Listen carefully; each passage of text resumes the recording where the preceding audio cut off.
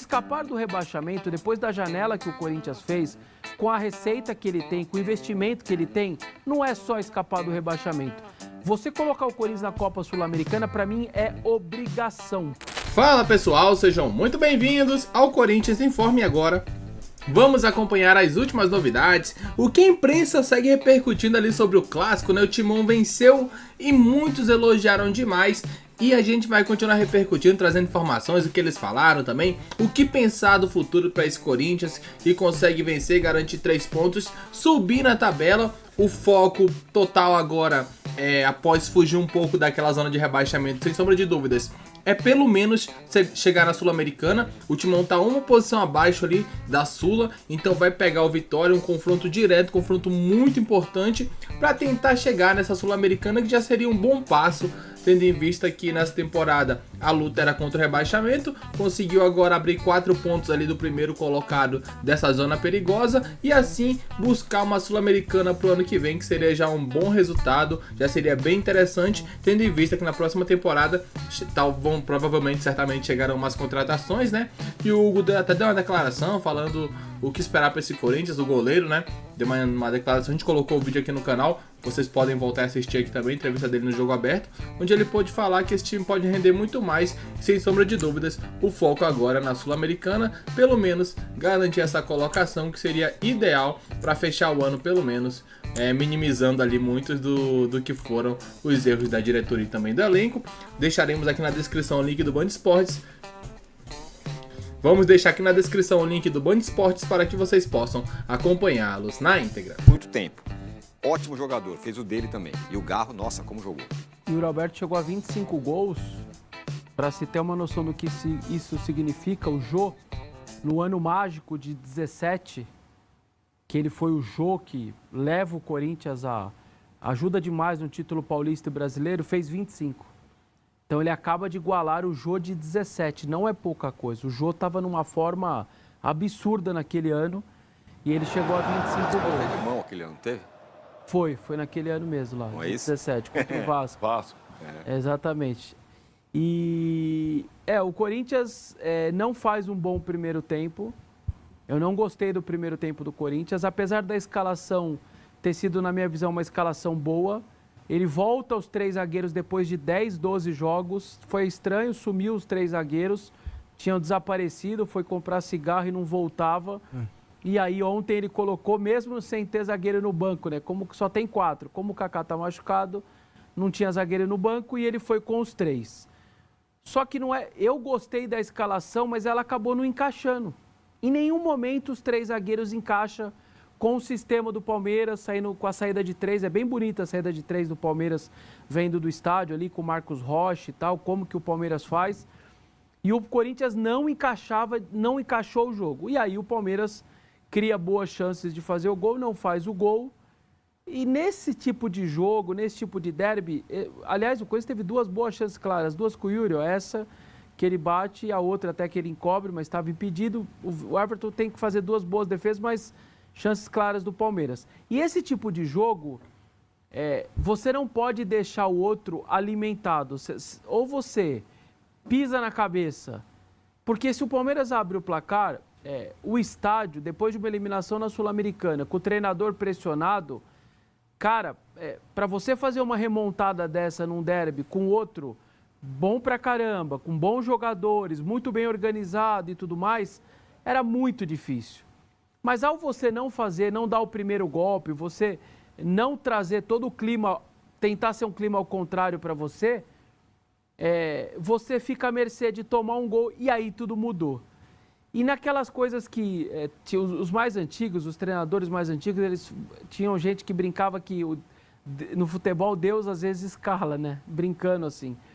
O André Ramalho sente um problema muscular, aliás, vários jogadores do Corinthians pela maratona saíram meio baleados e tal.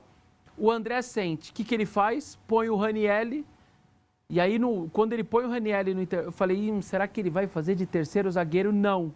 Ele faz o Ranieri de terceiro volante, e aí o time encaixa melhor com o Palmeiras, porque em todo o primeiro tempo era aquela coisa, vai sair gol do Palmeiras, tem chance de sair, tá perto de sair, porque não teve encaixe. O Corinthians ficou à mercê de tomar o gol o tempo inteiro, Só que depois que faz o gol e depois com os 3 volantes, aí, meu amigo, aí foi muito mais controlado. Era um Palmeiras quase que batendo no muro. O treinador, aquele peito estufado lá, eu sou um cara ofensivo, vocês têm que entender. Pelo contrário, meteu um monte de volante, acabou o jogo com 4 volantes, fechou, queria ganhar e aí num contra-ataque o Yuri Alberto fez o que fez. Ali o Everton falha, mas tem uma explicação. Eu até estava falando com um cara ligado, o Arnaldo tem o seu amigo preparador de goleiro, e eu falei também com uma pessoa do futebol. O Everton até fala um pouco sobre isso, mas essa pessoa me disse antes da entrevista do Everton, para você ter uma noção que eu acho que isso está no meio do futebol. Essa pessoa disse o seguinte, o Everton está acostumado com o gramado do Allianz Parque. Aquela bola do Garro no Allianz Parque, ela diminui a velocidade, diminui, e ele pegaria ela. No estádio do Corinthians, aquela velocidade só aumentou por conta da condição, como é o gramado, ele é um gramado muito rápido e estava molhado mais rápido ainda. Então a bola foi aumentando a velocidade e o Everton não dava mais para voltar. O Everton ficou pelo meio do caminho. Essa bola que o Martínez toma, desse jeito do Rios, que deu essa dormida, me lembrou muito aquela do gol do Jô, em 2017, quando o Maicon toma a bola também, exatamente assim, e aí dá o contra-ataque e faz. E o Yuri Alberto aí é um cavalo, né? Impressionante a forma física, 23 anos. Pegar essa... nenhum outro atacante do Corinthians pegaria essa bola, com todos eles. Nem o Memphis, nem o Pedro Henrique, muito menos o Espanhol, Pedro Raul, ninguém. O Yuri pega porque ele realmente, fisicamente, é muito privilegiado.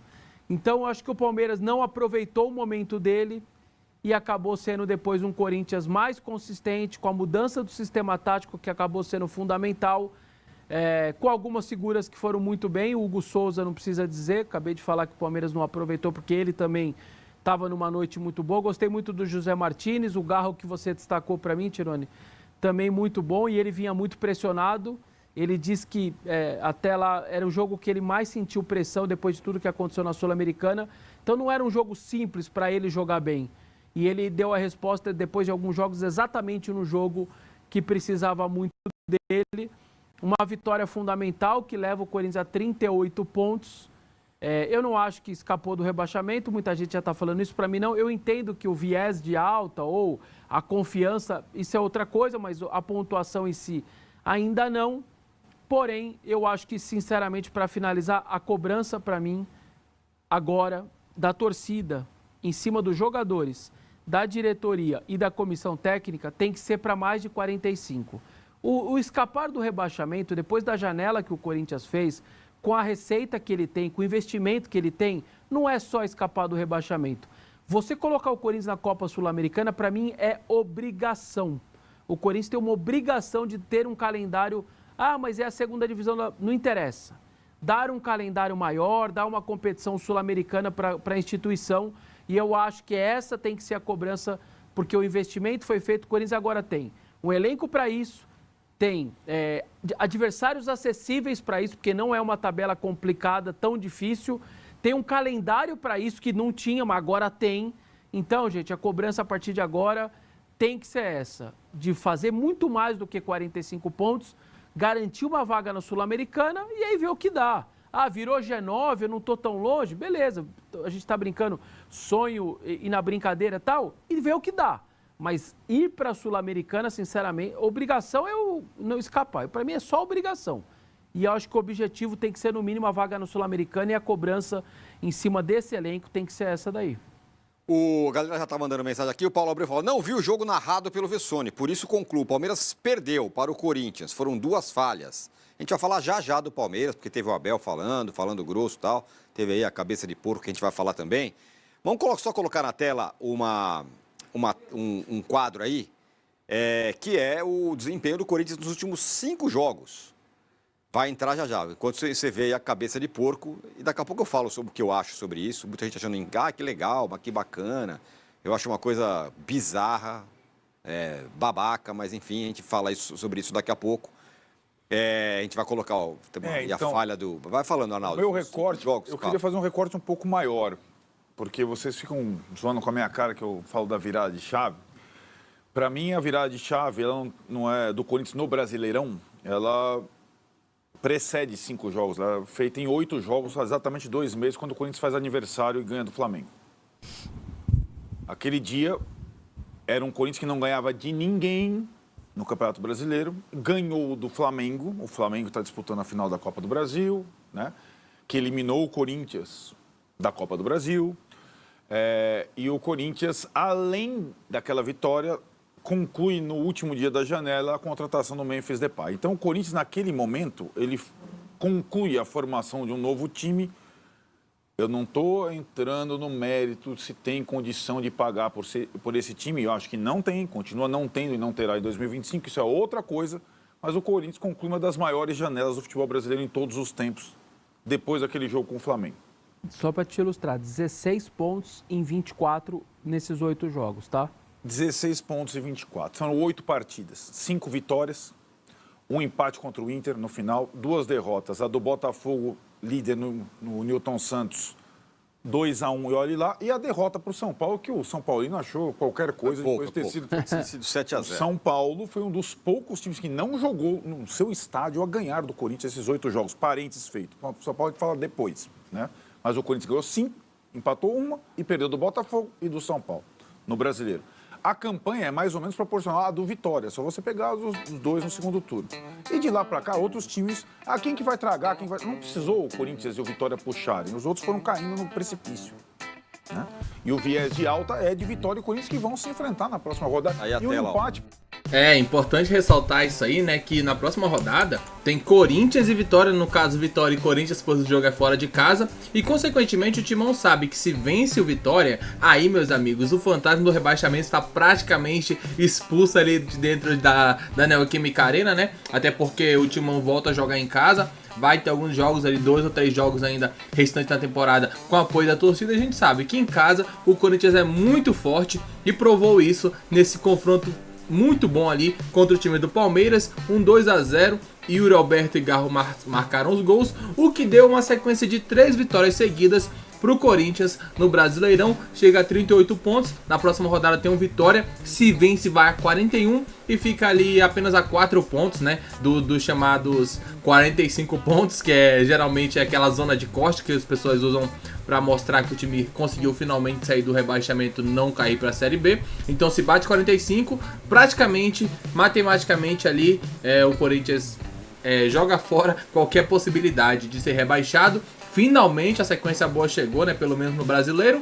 Foi eliminado na Sul-Americana, mas agora no Brasileirão fica mais contente, fica mais seguro o time, né? Os jogadores também conseguem ter mais confiança para o restante da temporada. Diz o que você achou desse jogo, o que você espera do Timão para a sequência de 2024. Daqui a pouco voltaremos com muito mais informações. Um grande abraço e até logo mais. Valeu!